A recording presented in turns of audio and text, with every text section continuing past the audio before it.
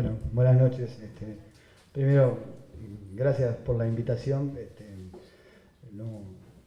No vengo como profesor en el sentido de dar la clase, aunque nunca reniego, siempre uno es lo que se forma y lo que hace, y dar clases a uno lo forma mucho, por el ida y vuelta, por el pensar cómo trabajar los temas y por las preguntas que siempre surgen en las clases, pero también vengo como militante independiente, ¿no?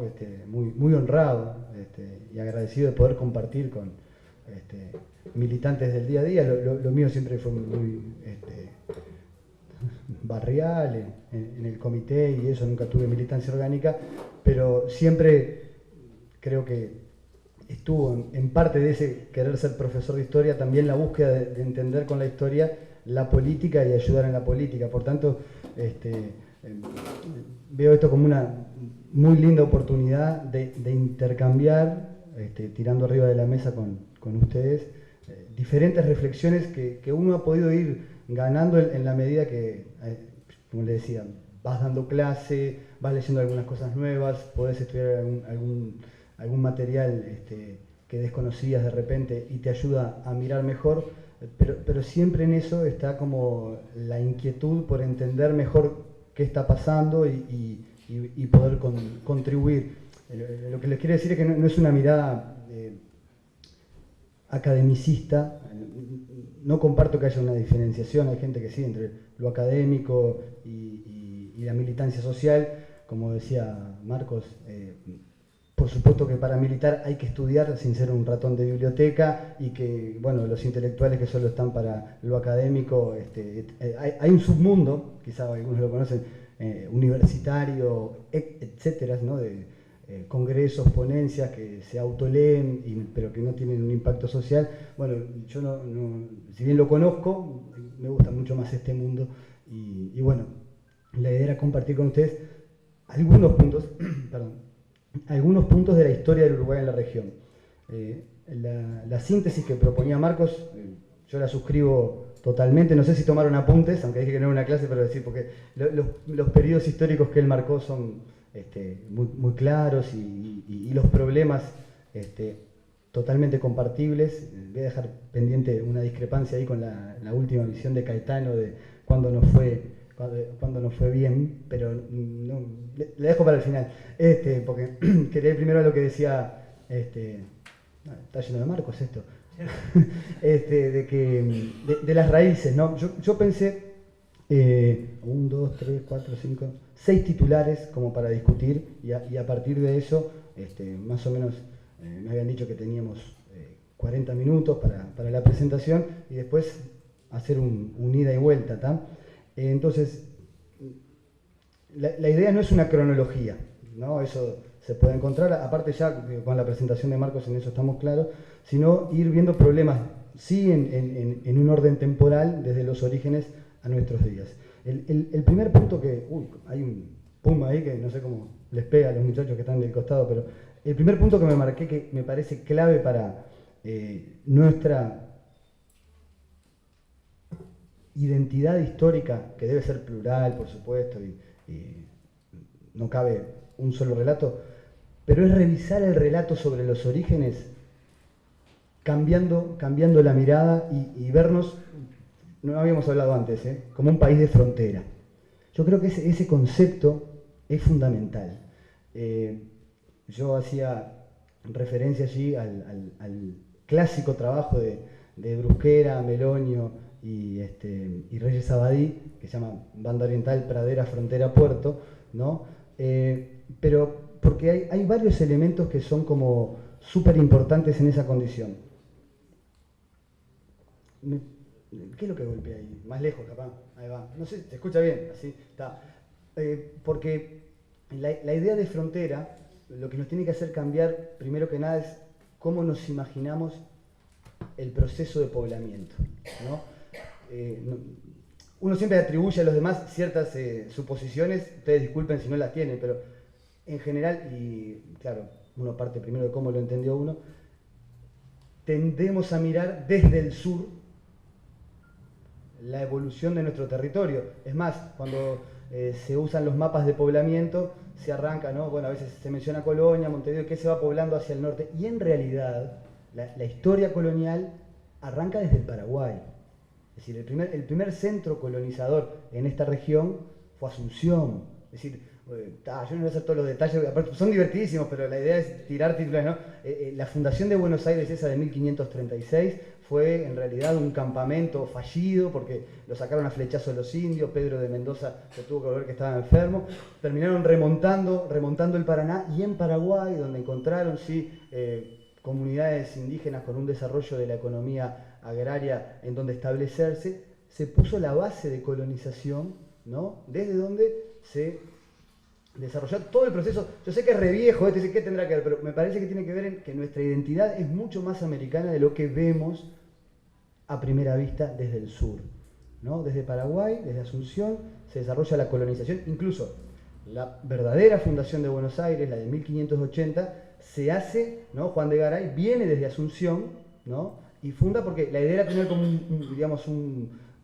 un sendero, primero Santa Fe, después Buenos Aires, que comunicaran a Paraguay con el Río de la Plata. Pero incluso la autoridad que estaba por encima de Paraguay era el Virreinato del Perú. O sea, el mapa tenemos que verlo completamente distinto en cómo lo miramos desde... Porque hoy, claro, Montevideo, Buenos Aires son el centro, todo bien.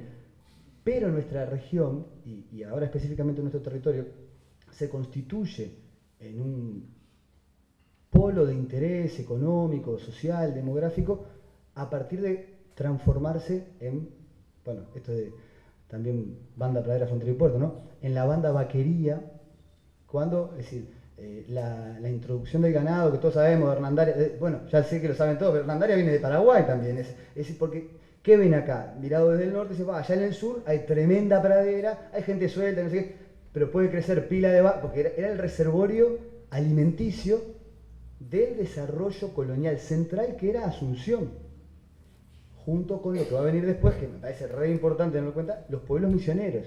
Es decir, hay toda una parte de nuestra historia previa que está ligada a ese, o diríamos norte o centro de la Cuenca del Plata. El corazón de la Cuenca del Plata es ahí, Asunción, las cataratas, ahí está el corazón original colonial, ¿no?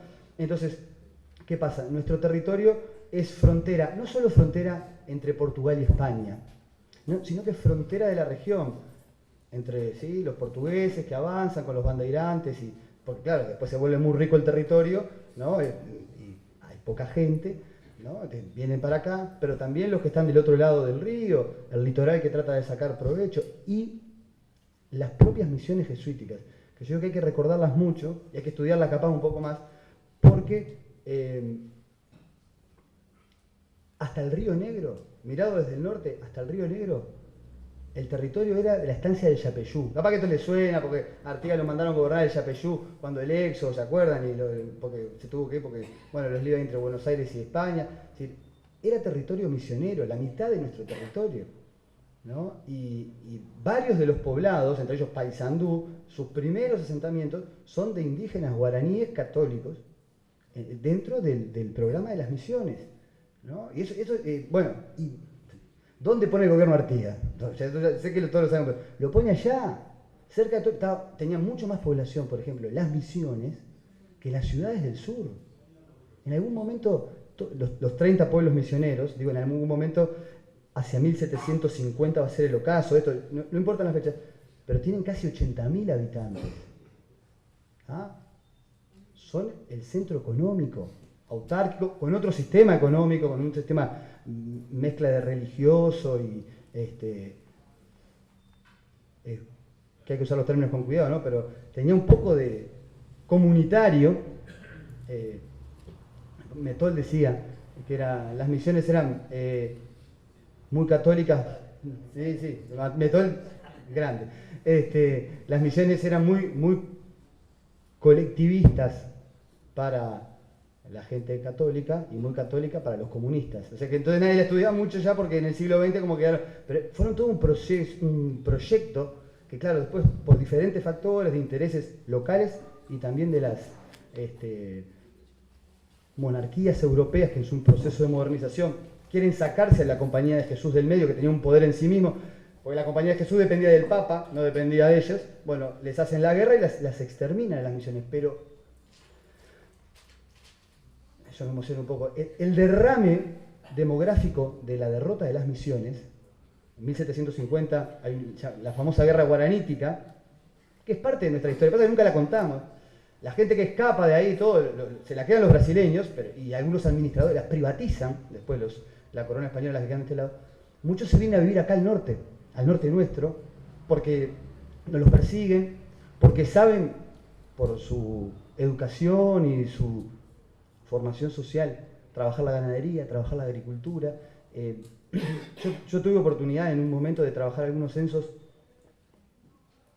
de población de Paysandú hacia 1820. Paysandú, ya había terminado la revolución, ¿no? La mayoría de las familias declaraban en el censo, ser labradores. Y una enorme cantidad de procedencia decía el Paraguay, las Misiones, Paraguay, ¿no?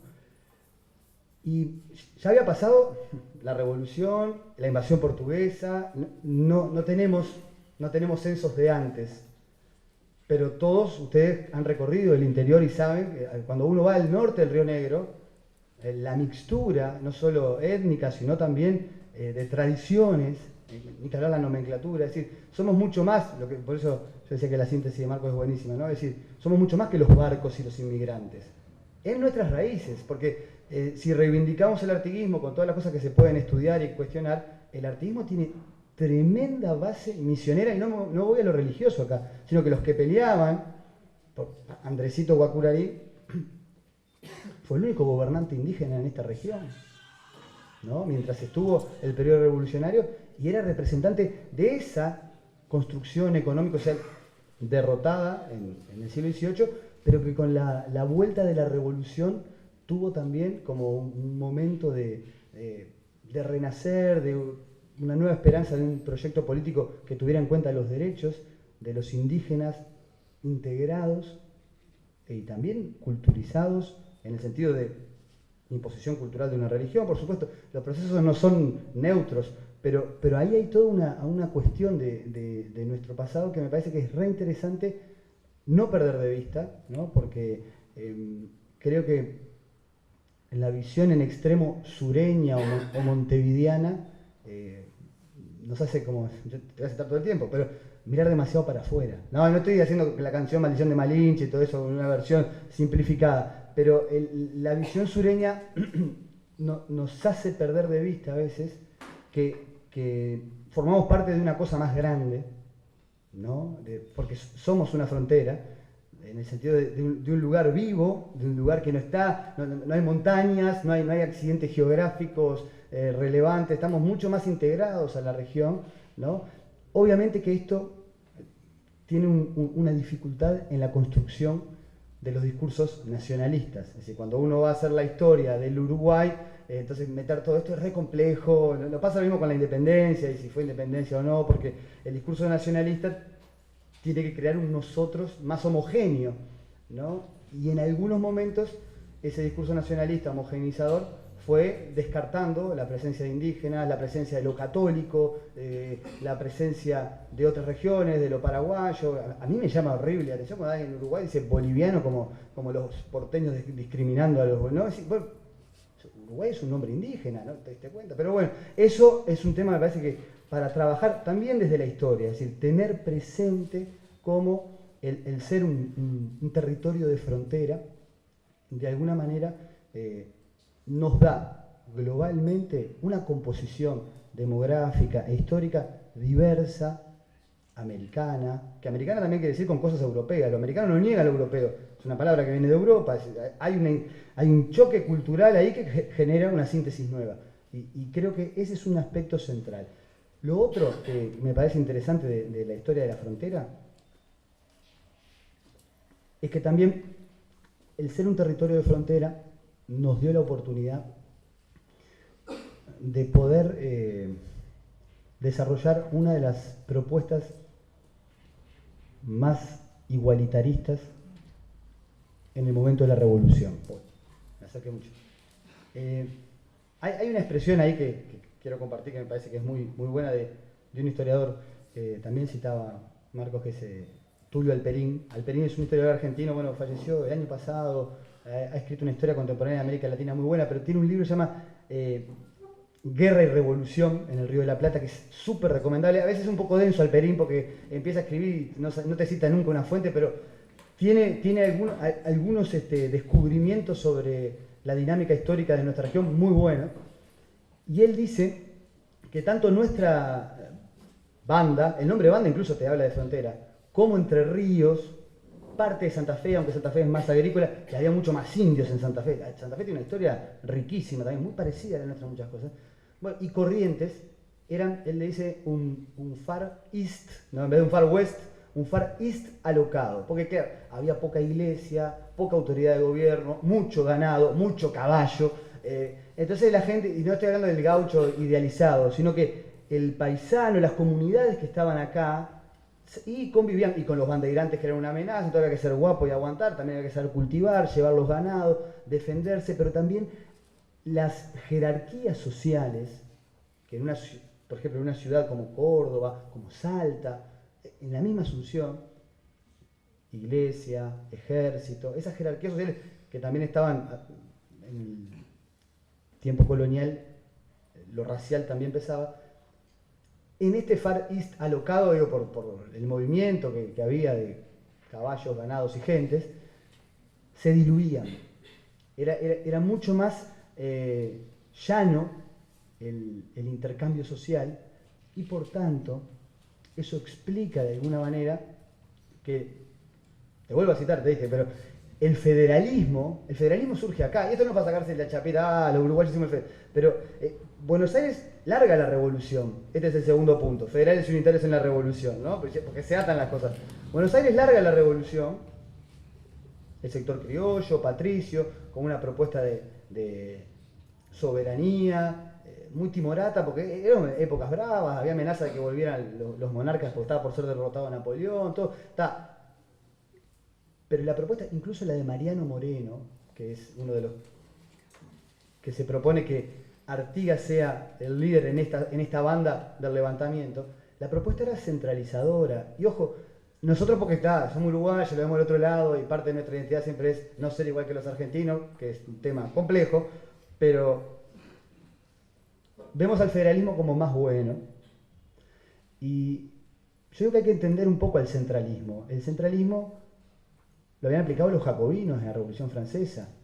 Era la forma de controlar que los contrarrevolucionarios no se hicieran del poder en las regiones agrarias, en las regiones donde estaba la contrarrevolución. Es decir, el centralismo no necesariamente por venir de Buenos Aires es malo, pero es un proyecto de construcción del nuevo Estado Nacional que iba a surgir, ¿no? Basado en la capital y con componentes de jerarquía, sobre todo económica, más marcados.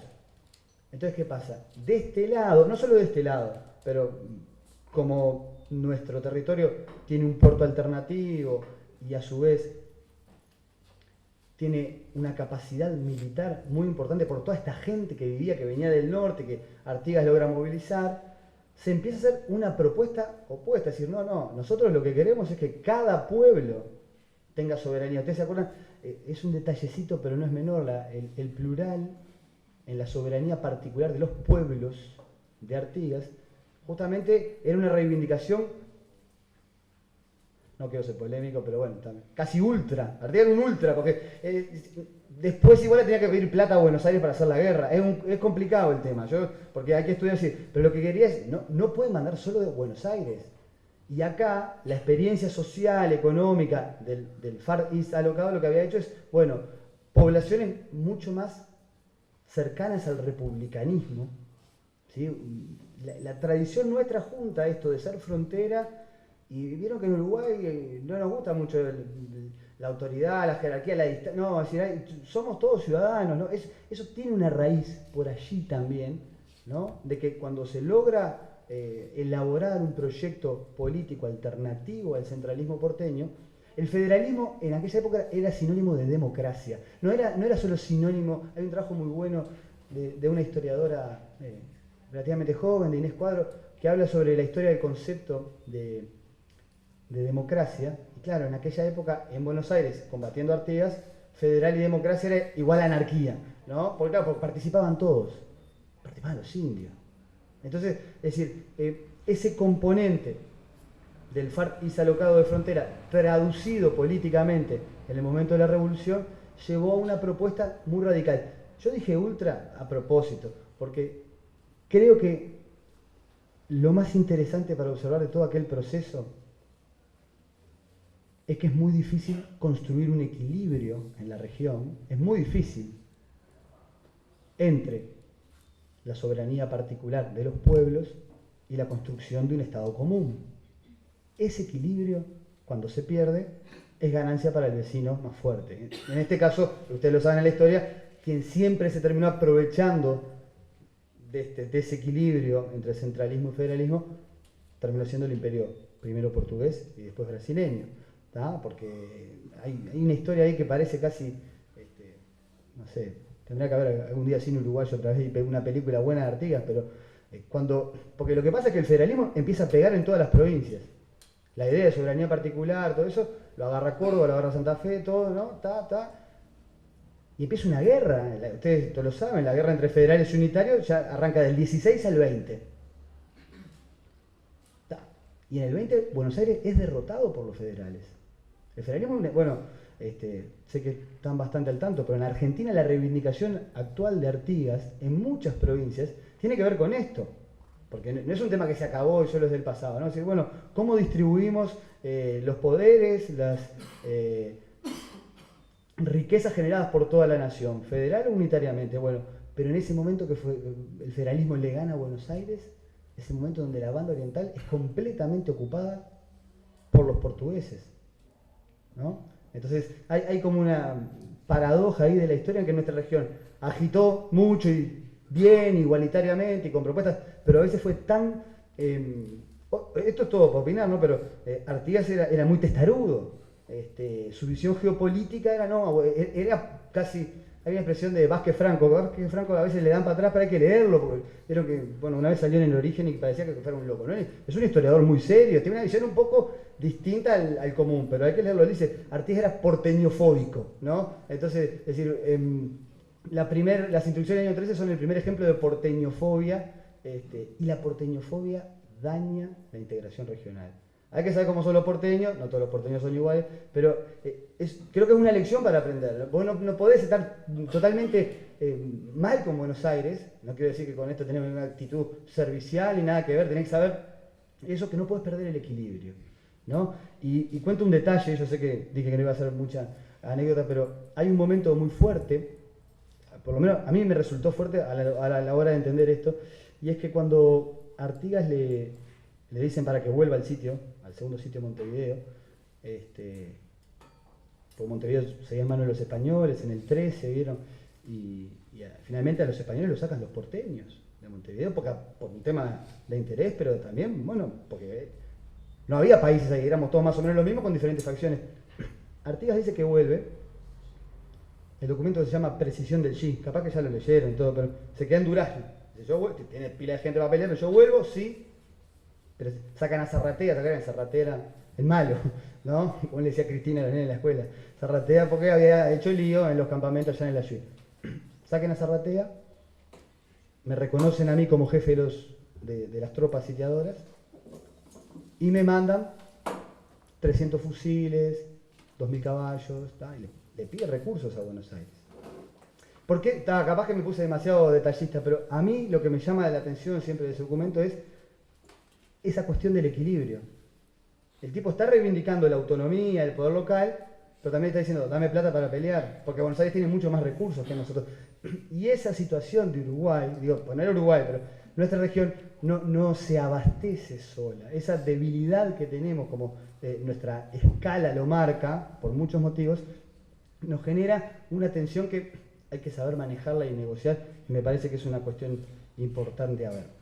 Un tercer punto, porque el territorio de frontera, federales y unitarios, más o menos quedó. Un tercer punto que me parece interesante y se engancha directo con esto, es la cuestión de la lucha de puertos. Yo lo puse entre signo de interrogación, ¿no? A mí es un aspecto que me interesa mucho porque creo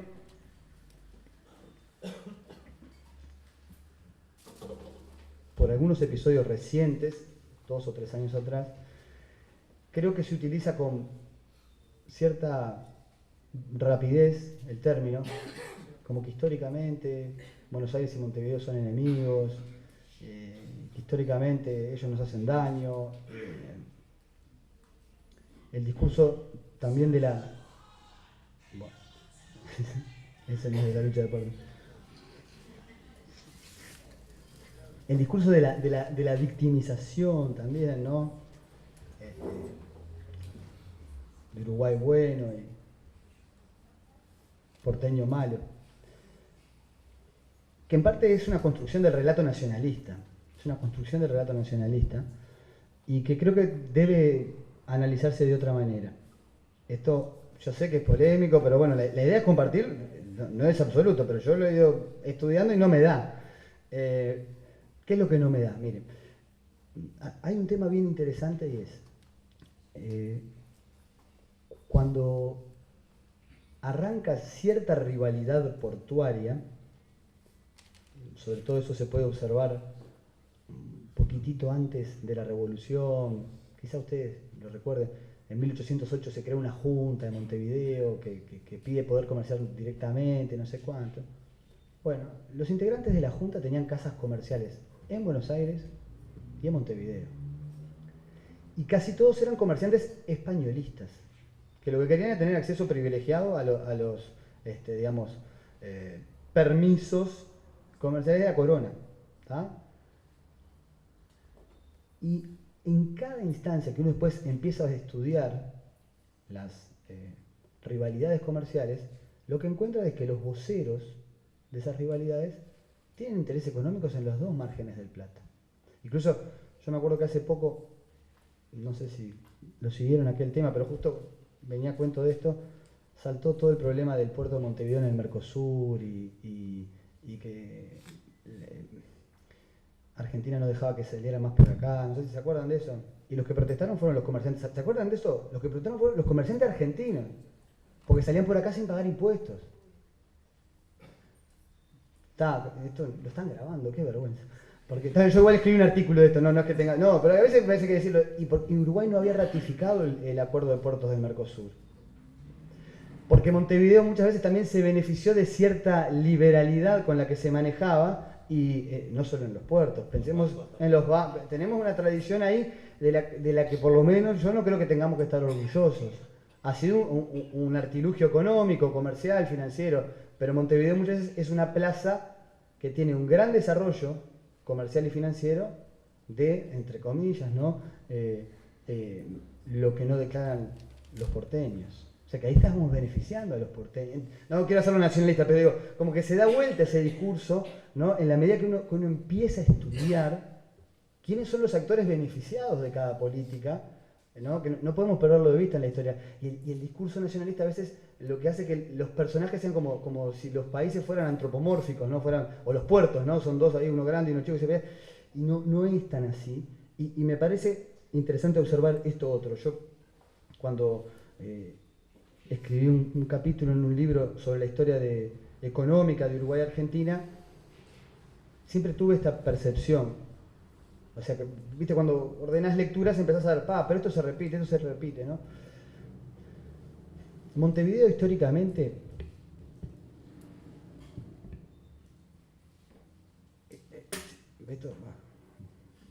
uno tiene que tener cuidado con las palabras, pero no porque me dé miedo, sino que vamos a encontrarla mejor, ¿no? Pero históricamente fue más liberal, más ortodoxo, por ejemplo, en el manejo del oro y la conversión a billetes. Estoy hablando del siglo XIX, pero podemos venir al siglo XX. Más respetuoso de los acuerdos. Y eso fue también una construcción de los dirigentes comerciales montevideanos, los bancos, el Banco de Inglaterra, el Banco Italiano, el Banco Comercial, de los primeros bancos, y del sector llamado del alto comercio. El alto comercio se desarrolló mucho en Montevideo, sobre todo a partir de la Guerra del Paraguay, porque Montevideo era el punto de base para después abastecer a los ejércitos, y era una puerta de entrada a la región porque los brasileños no querían comerciar a través de Buenos Aires, que era darle vida al puerto de Buenos Aires, ¿no? Montevideo siempre estuvo mucho más apegado a las normas internacionales que regían en su momento, ¿no? Si era el patrón oro, si es el patrón dólar, el patrón dólar, si hay que renegociar la deuda. Montevideo siempre fue más prolijo. Y Buenos Aires, en cambio, tiene como etapas. Perdón, pero yo me río porque veo cómo es Argentina. Argentina tenés desde momentos reproteccionistas, ¿no? Cierran los ríos, no dejan entrar nada inglés, protegen la industria local, ¿no? Bueno, ustedes saben que sufre 2 bloqueos, Buenos Aires, por parte de Inglaterra y Francia, que quieren que abran los ríos, ¿no? No pagan la deuda, no, esto no es de ahora, no te pagamos nada, bajamos, ¿no? Es un tema, ¿no? Y después derrotan a esos gobiernos que son, llamémosle, más desprolijos, más nacionalistas en lo económico. Lo que no quiere decir que no sean centralistas los porteños, pero por eso digo que siempre es complejo el tema del equilibrio. Pero cuando son derrotados, vienen y aplican el liberalismo más radical que el montevideano, porque el nuestro es un liberalismo ahí light, ¿no? Montevideano. En cambio, ellos viene Mitre o viene Menem, o sea, y rácate, tienen una, digamos, como que se pasan para el otro lado, como con el. Y yo amo la Argentina, pero tenés. Es pendular. Buenos Aires tiene momentos en donde puede negociar. Lo vimos nosotros con la deuda, pero digo en otros casos, ¿no? Es decir, Inglaterra le decía, no, queremos libre comercio, no sé qué. No. Y termina Inglaterra aceptando, esto digo en la época de Rosas, aceptando las normas de comercio de Rosas, diciendo que va a salvar a la bandera con unos cañonazos cuando vea un pabellón argentino en alta mar y no sé qué.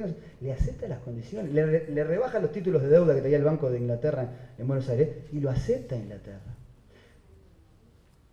Yo no quiero justificar nada, digo que me parece que para entender esta diferencia, otra vez la escala, ¿no? Que hoy mencionó Marcos.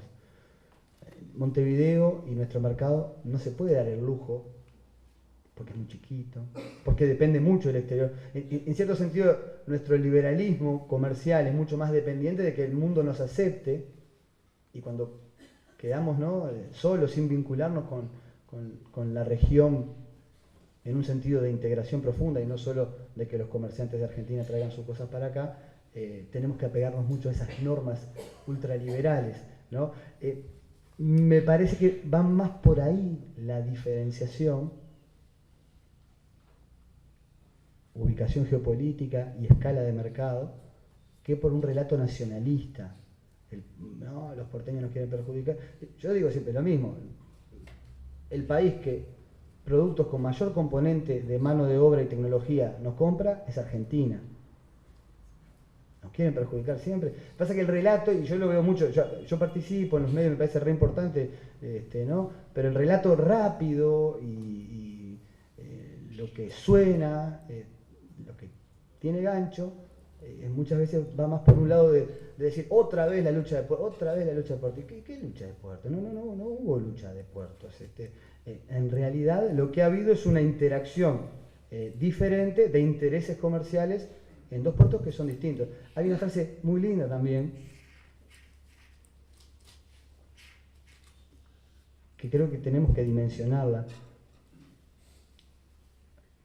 No sé cómo le fue a ustedes en historia, pero yo me acuerdo que cuando daba el tema al principio siempre a Montevideo un puerto natural, Montevideo es mejor que Buenos Aires porque el dragado Martín García, todo un lío, porque son bravos ellos también, yo no digo que no, pero el movimiento del puerto de Buenos Aires es muy superior al puerto de Montevideo. La frase es de Vázquez Franco, pero para mí está buena, dice, Montevideo es puerto, Buenos Aires es puerta a la región. Tenemos que, si queremos ver la región, digo, como tenemos que ver las misiones, tenemos que entender el rol de los otros también. Buenos Aires integra mucho más porque está ahí el Paraná es mucho más importante que el Uruguay. Entonces, con eso tenemos que lidiar, tenemos que entenderlo, conocerlo, o sea, no dejarnos, yo no estoy haciendo un discurso argentinista en el sentido, ¿no? Vamos a hinchar por Messi, aunque es amigo de Suárez, ¿vieron? ¿No? Pero, claro, yo creo que el discurso anti es el que menos nos permite ver la región. Y ahí hay una clave de no lograr buenos procesos de desarrollo a largo plazo, ¿no? Entonces, por ese lado creo que hay que revisar el asumir que hay una lucha de puertos, lo que no quiere decir que no haya conflictos, ¿tá? Y sí la obligación de en cada conflicto estudiar qué intereses económicos hay en la región, porque muchas veces son, ya digo, inversores, comerciantes de ambos lados, son las mismas casas, que se benefician de este supuesto conflicto, ¿no? Bueno, un cuarto punto que tiene que ver con nuestra historia en la región es que nuestra modernización y nuestra democratización fue una de las pioneras en América Latina. Hay acá un componente capaz que más nacionalista también, ¿no? Pero yo creo que regional, de que con todas las dificultades, con todos los conflictos y los desequilibrios regionales, las repúblicas independientes que fuimos Argentina y Uruguay, y con todo ese lío de nuestras fronteras y los cruzamientos, los caudillos también, es un tema a trabajar y no con simplificación, ¿no? Eran bárbaros, todo eso es un disparate, ¿no? Porque es una construcción política de aquella época, ¿no? Pero siendo repúblicas y con muchas dificultades, cuando se transitó desde las economías agrarias mercantiles a sistemas capitalistas agrarios, es difícil datarlo, porque cada región tiene sus particularidades, ¿no? Pero Entre Ríos por 1850, nuestra Pradera por 1860, Santa Fe por 1870 también, Buenos Aires un poquito después. Cuando empieza, lo que conocemos como la modernización clásica, ¿no? El arrendamiento de los campos, la consolidación de la propiedad privada, el mercado de tierras, también el mercado de tierras, ¿no?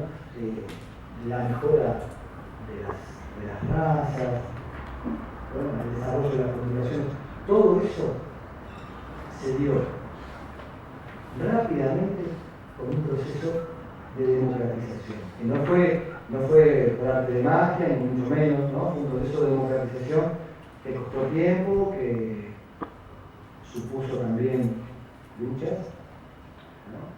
Pero para principios del siglo XX, Uruguay, incluso ahí antes que Argentina, va a tener una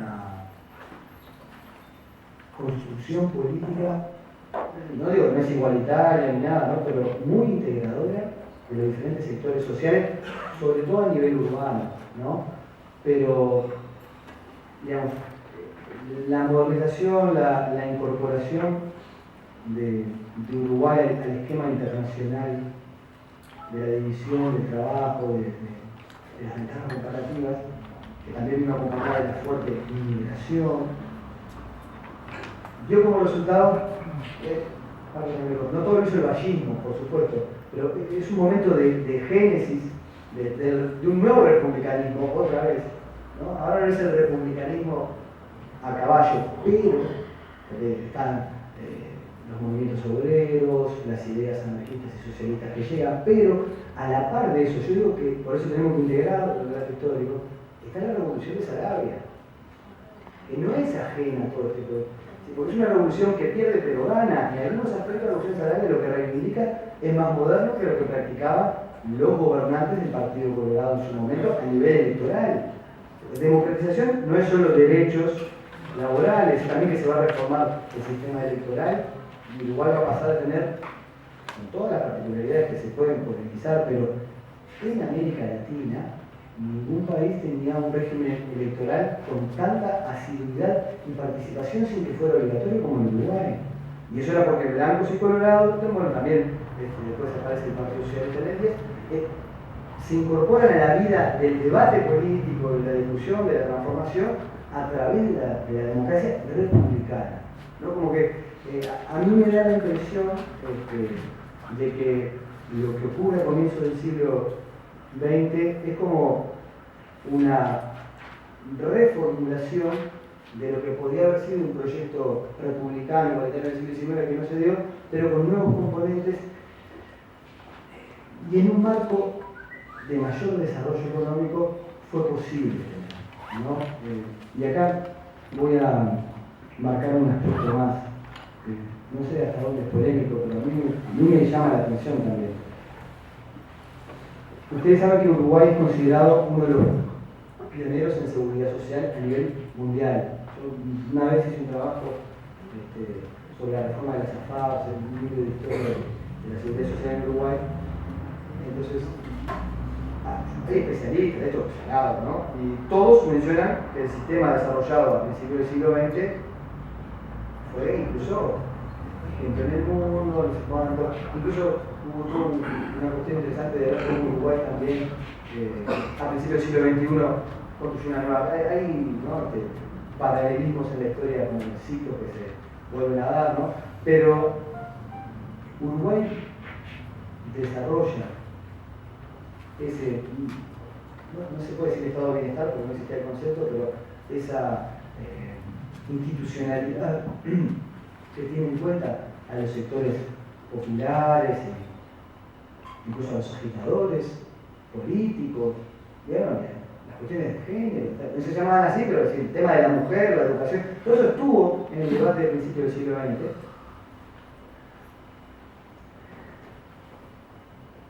Pero Uruguay lo hace con un modelo económico agroexportador.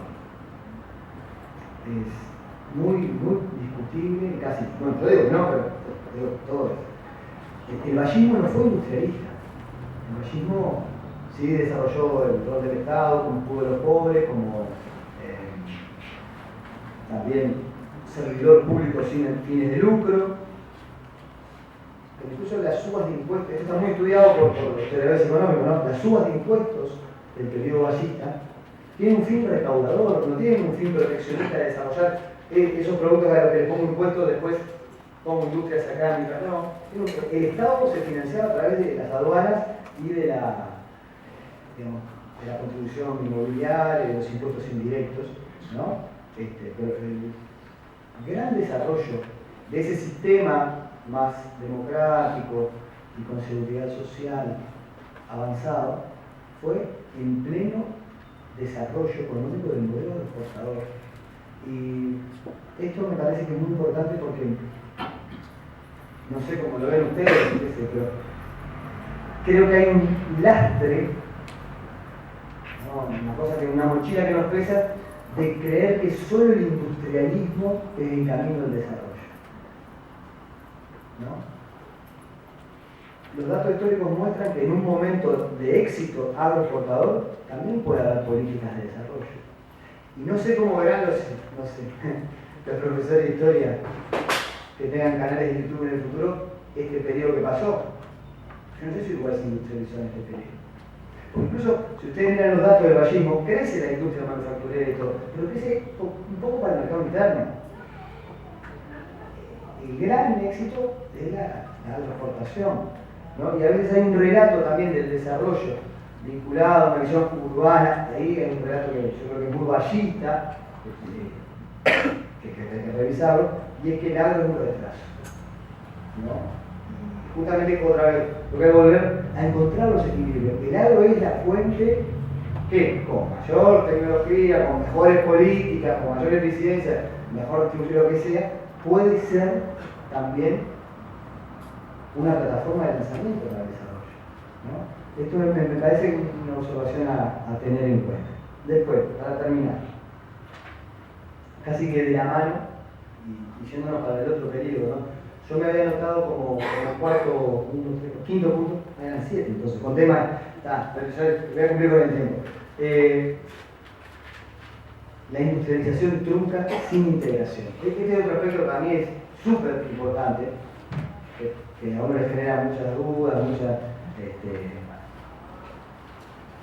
como sensaciones ambiguas, ¿no? Durante lo que llamamos el neovallismo, bueno, como quieran llamarle, porque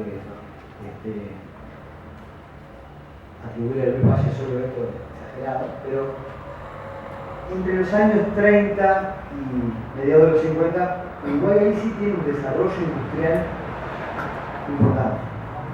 el sector de la economía que más crece dentro del PBI es el industrial. El agro se estanca, ahí tenemos dos extremos. El estancamiento del agro a los años 70. En los años 20 y 70 la productividad del agro se estancó. De mayor productividad es la industria, lo que muchas veces se llama ISI, ¿se acuerdan? ¿No? Industrialización, pero ahora los historiadores económicos y algunos locales, Roberto era un tipo a leer y a seguir, también historiadores internacionales, ¿no? Que han hecho historia de América Latina, dicen que lo más correcto es hablar de industrialización dirigida por el Estado. Este es un tema bien interesante. El Estado apostó a la industrialización, no tanto a la sustitución de importaciones fue un hecho como medio fortuito, porque por la crisis del 29 dejaron de venir productos y empezó a hacerse de manera casi de ensayo y error, pero después el programa industrializador lo desarrolló el Estado en América Latina. Bueno, ahí tenemos un debate que muchos ya conocen, la carencia de una, hoy no se dice más, pero una burguesía, no sé, Uruguay tiene un problema de inversión que es, bueno, de larga duración. ¿Quién invierte fuertemente capital privado en Uruguay? Es todo un tema, ¿no? Y el Estado que viene a sustituir eso. Y la industria que se desarrolla, y que ahí el movimiento obrero crece, y lo que me parece súper interesante es esto. Hasta el 57, cuando se estanca el PBI, crece la industria, crece la productividad, mejora el salario real, hay más política de desarrollo, se logra un sistema democrático con mucha participación, ¿no? En cierto sentido, nuestra industrialización no se hizo a costillas de la explotación de los obreros radicalizados. Cuando vos comparás otros procesos de industrialización en el mundo, eso pasa parecido en Argentina, que está ahorita el Perón, y entonces esto es otro tema. A veces hay que hacer un taller de peronismo porque es una bomba, porque se lo ve tan mal. Pero la industrialización argentina es ahí, y es justo todo el tiempo. Los obreros son partícipes y el Estado a su vez los toma como aliados porque no es que les concede derechos en el sentido de una preventa, no, porque son demandas y a su vez porque tenemos una tradición republicana, mal o mejor leída, pero que se entiende que esos derechos son justos. Lo que pasa, acá está el gran problema, es que esa industrialización, como se hizo para el mercado interno, se agotó. Y por eso le decía lo de Caetano. Yo lo que veo que en los dos momentos en Uruguay tiene desarrollo, buenas políticas, políticas sociales, redistributivas, tiene un problema de no integrarse con la región. Entonces, no es que mantuvo el equilibrio, porque solito Uruguay, que sabe lo que pasa después, esto es un tema más conocido, ¿no? Uruguay tenía que importar la tecnología, se deterioran los términos de intercambio, el agro seguía estancado, porque de fondo nuestra industrialización en parte fue posible gracias a buenos precios en las materias primas, que nos permitían incorporar tecnología que no producíamos acá. Y nuestra escala es muy reducida. A mí siempre me llamó la atención que Uruguay y Argentina se industrializan en los 40, Uruguay en el 55 se murió. Y Argentina llega a tener, es un dato muy fuerte, el 97% de su consumo interno es producción en Argentina en el año 60. Agua, bueno, la industria argentina es repotente, pero también se hizo hacia adentro, sin vínculo con Brasil. Y eso a la larga, tiene un toque, bueno, de ahí vienen todas las crisis, el deterioro no solo de los salarios reales, del empleo, después se deteriora la convivencia política, la guerra en el medio, es un caos, pero yo lo que quiero como dejar sentado en ese libro es que se puede dar la industrialización, pero no solo. No es el único camino y lo que no puede ser sin la región. Después mantener los equilibrios. El último punto para este es un desastre. A mí, Marco dijo, pensar cosas que sean para discutir. A mí, hablando de esto de la integración, una cosa que se me genera como pregunta, y es que después de, ya les digo, hacer como una síntesis, mirar para atrás en el tiempo, me da la sensación que en algunos aspectos la derecha ha sido más integradora que la izquierda. Por lo menos a la hora de ponerse de acuerdo en reprimir, en hacer políticas neoliberales, ¿no?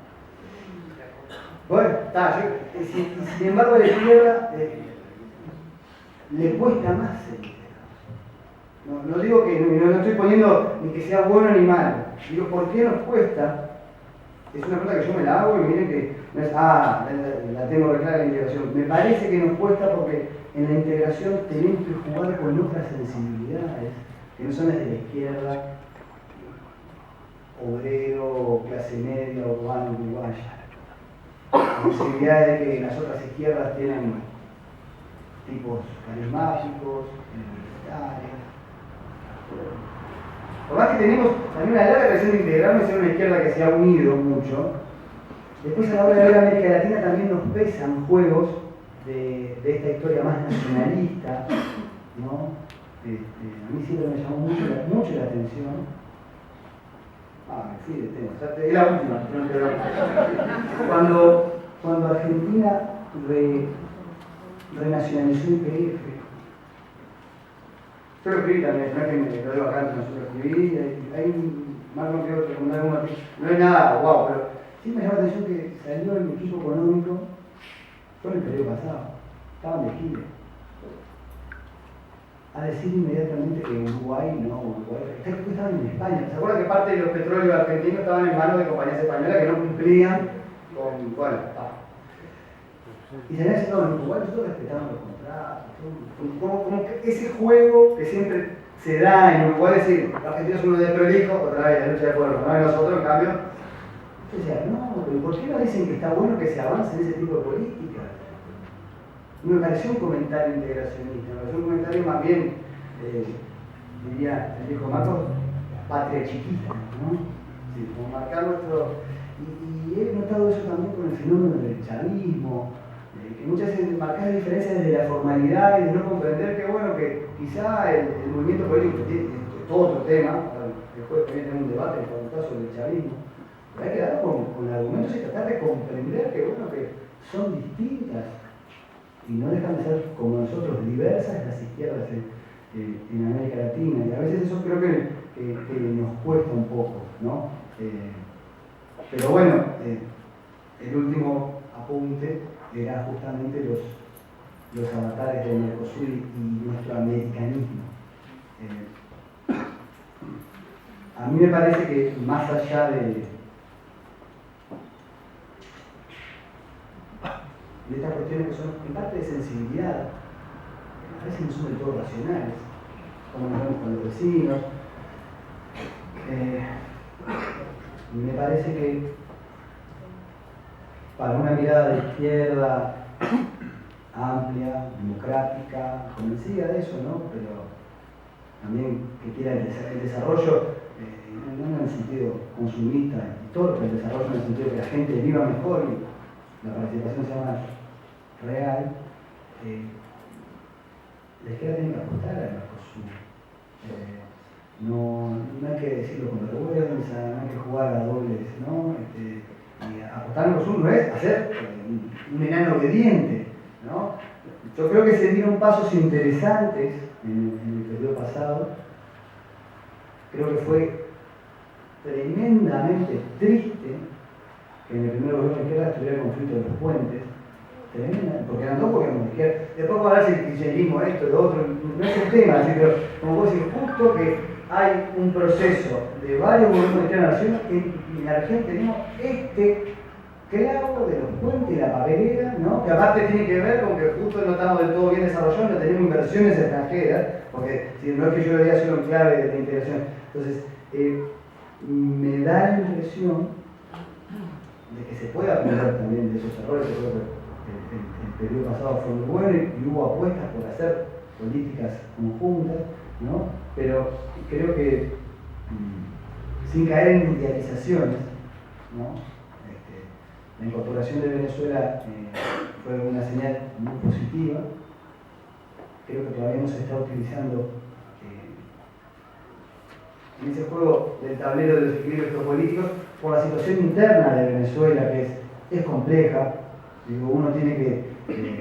yo le digo charlando, por supuesto que defenderla, pero no ver que está todo bien igual siempre porque siga la herencia de Chávez, y tratar de entender qué está pasando ahí, ¿no? Para prepararse para otros vientos. O sea, si cuando nos desarrollamos lo hicimos solos y eso no generó crecimiento y desarrollo a largo plazo, Ahora, si tenemos, esta es mi lectura, obvio, ¿no? Pero si tenemos una idea integracionista de desarrollo, cuando se venga la mala, no nos escondamos solos otra vez. Porque los tiempos que vienen, nadie tiene la bola de cristal que va a pasar, pero la situación política en Venezuela no está buena, está intermitente, y la situación económica en Venezuela es complicada, ¿no? Y la situación económica de Brasil, Argentina es distinta. Argentina nunca sabemos todo cuánta plata hay, pero la situación del Mercosur no es la de economía global, pero eso ya sé que todos lo saben porque están remetidos en el día a día, ¿ah?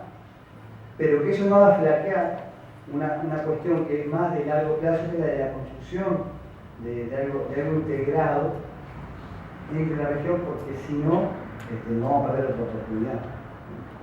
Bueno, muchas gracias por todo este tiempo.